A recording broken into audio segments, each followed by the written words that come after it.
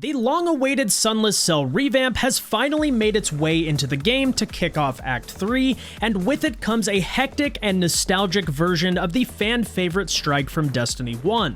And though Scarlet Keep is the weekly featured Grandmaster, Sunless Cell will be one of, if not the last GM people need to gild their Conqueror Seals. So today we'll be covering how you can alleviate this Nightfall's biggest pain points with tips, tricks, and strategies that will help make this GM a breeze. I'm Above, and if you enjoyed today's video, a like and subscription would be greatly appreciated. Now let's get into it. In terms of team comps and builds, I don't really want to restrict you guys too much, but I will say that playing on the more aggressive side seems to be the play here. There are multiple scenarios in this GM where sitting back and taking the more quote-unquote safe approach can actually be detrimental to your team. For example, the core mechanic of this strike is Suffocating Terror, a debuff that stacks up over time and can kill you when your stacks get too high. These eyeballs are the source of the terror, but can be cleansed by defeating the yellow bar wizards known as the Channelers of Terror. The faster you kill these,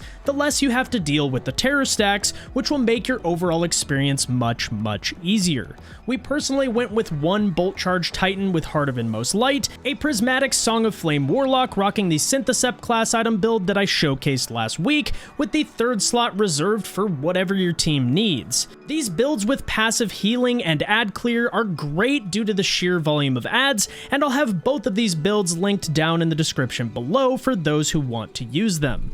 As for loadouts, our Bolt Charge Titan rocked the usual La Monarch Bolt Charge spam, with the other two members of our fire team rocking Lord of Wolves to melt priority targets. And though the strike overlay says that there are both unstops and overloads, we actually didn't see a single overload champion in the entire strike, so I'm not sure if this is a bug, but just be aware that you don't need to deal with them, at least for now. Rocket sidearms and fusions are both great picks here, but I also recommend having at least one person rock a sniper to deal with the Shrieker encounter we'll be covering later in the video.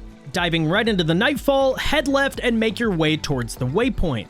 You'll immediately encounter an unstoppable champion guarding the entrance of the strike, but it should be relatively easy to deal with. This is actually the only enemy you need to kill in this area, so proceed through the door and make your way to the founts. There will be a second unstop waiting for you here, but again, this part should be pretty straightforward.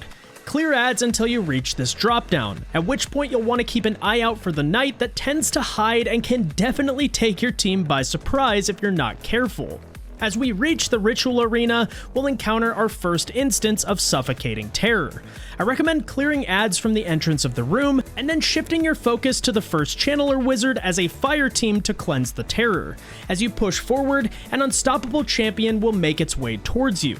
Take it out, then begin farming Transcendence energy to help deal with the upcoming onslaught of knights and wizards. I recommend splitting up and staying in the outside hallways to hyper-focus the Channelers of Terror. This not only breaks line of sight on the eye that gives you the Suffocating Terror debuff, but also helps you cleanse the terror as quickly as possible. There are 4 total wizards in this room, including the Channeler that we killed to start the encounter. This means you'll each need to kill a wizard in the side hallways, followed by the 4th and final Channeler located near the back wall. And when it dies, the eye will despawn, and we're moving on.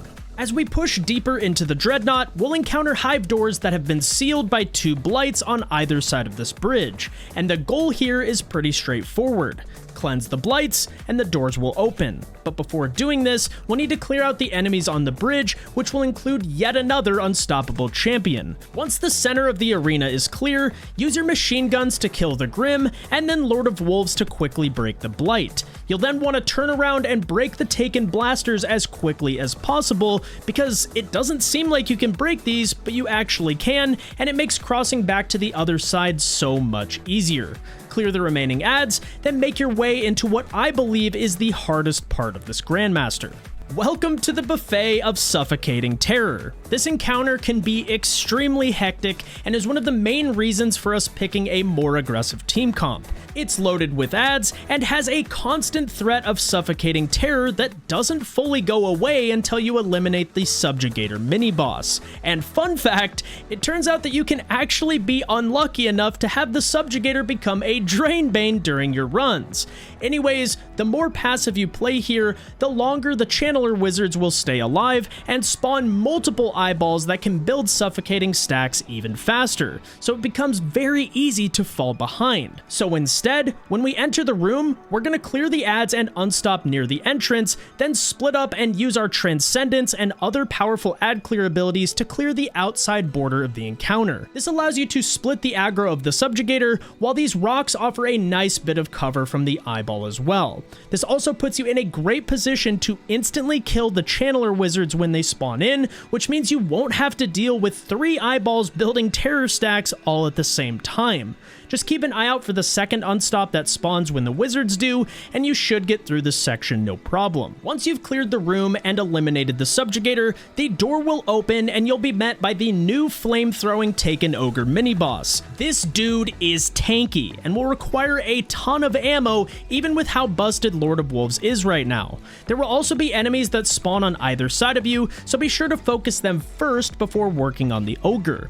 I recommend saving at least one Song of Flame for this, as the damage resist alone will help you ego a lot of the incoming damage, which means you can get up in the face of the Ogre with Lord of Wolves. And the nice thing is that you can do this from this little barricade structure and damage the boss through this little crack to help limit the risk to your fire team. Once dead, we'll make our way to the Hanging Crypts, where you'll be met by 7 Shriekers and a room full of enemies that includes yet another unstoppable champion. This is where that one sniper will come in handy, because before doing anything, we'll need to take out the first 2 Shriekers, then creep forward and open up the ones near the back of the room. If you do this right, this room becomes extremely easy because your sniper takes them out from a distance. If you do this wrong, this room can wipe your entire team in an instant, so basically, don't ego the Shriekers and you'll be just fine. Once the Shriekers are dead, you can go about clearing the room as usual. You'll then be met by 2 large Taken Wardens guarding the entrance of the Sunless Cell, but you'll only need to kill one of them to proceed to the boss room. On the other side of the door, you'll be met with one more unstop, followed by a long suspended bridge that leads to the boss room. This will be surrounded by Grim and hordes of husks, but as long as you keep your distance, it's nothing to really write home about. Rally the flag, then descend into the Sunless Cell. The first form of the boss will spawn at the back of the arena and is surprisingly slow and squishy. A single Thunder Crash should take him to the 75% health gate, at which point 2 Channelers of Terror will spawn in that you must kill to get rid of the Suffocating Terror debuff and progress the encounter. Once dead, the boss will return and can be damaged all the way down to the 20% health gate. You'll have to manage some Thrall while dealing damage, but they're really not much of a threat as long as you're paying attention. And when you hit the 20% health gate, the boss will become immune and change into his final form. When the boss returns and becomes damageable, an unstoppable champion will spawn in.